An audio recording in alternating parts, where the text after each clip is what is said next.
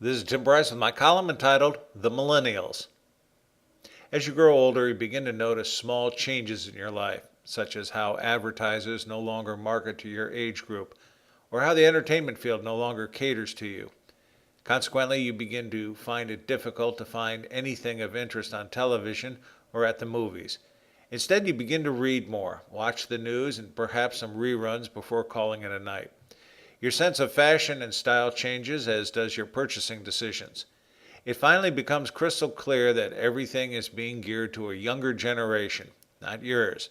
In other words, you feel the world passing you by, which I can only presume to be a natural phenomenon.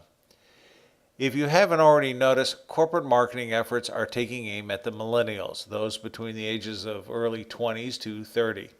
This group, which is also known as Generation Y, has surpassed the baby boomers and Generation X, which is the early 30s to 40s, for marketing attention. The over 40 crowd is considered has-beens, and businesses, the media, and politicians are gearing up for the millennials instead. The big question, though, is how will they respond? Like every generation, the millennials exhibit unbridled enthusiasm in the workplace. There are lots of genuinely creative and hardworking people in this group. My concern for them is threefold, though. First, they are notoriously low informed in terms of current events. Thanks to technology, they may know the latest fads, fashions, music, and sports, but most do not stay abreast of current events. Second, there appears to be no sense of history, be it world, national, local, or professional. Third, parenting and management skills have deteriorated over the years. Helicopter parents either kept their offspring on a short leash or abdicated their parental responsibilities altogether, thereby offering no direction. In business, the trend is towards micromanagement, which frustrates employee motivation and arrests growth. These three elements are reflected in the millennials' decision-making capabilities. If you are poorly informed and have no sense of history, you are likely to waste considerable time reinventing the wheel. Further, if you do not understand the world around you, in all likelihood you will waste considerable time working on the wrong things. There is also an inclination to concentrate on quick and dirty solutions as opposed to producing quality work products.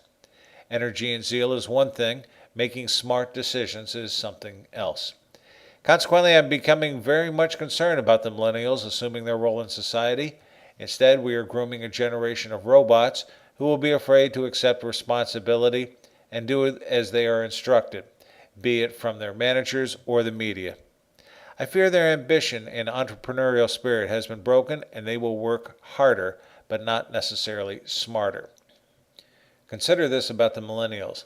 Their sense of history only goes as far back as President George W. Bush, with a twinkling of Clinton thrown in.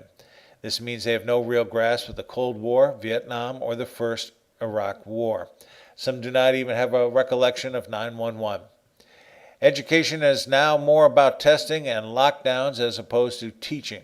They've been programmed to test, not to learn. They cannot imagine life without their smartphones and have developed a serious addiction to technology. Without it, they are disconnected from society.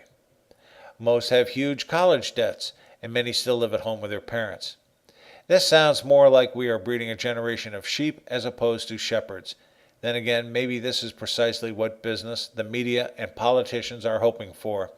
A generation of people who can be easily manipulated. People who will purchase goods on demand or vote for someone or something without question. Sounds kind of scary to me. I guess I'll just stick to my reading and reruns. Friends, keep the faith. This is Tim Bryce in Palm Harbor, Florida. Follow me on the internet at timbryce.com.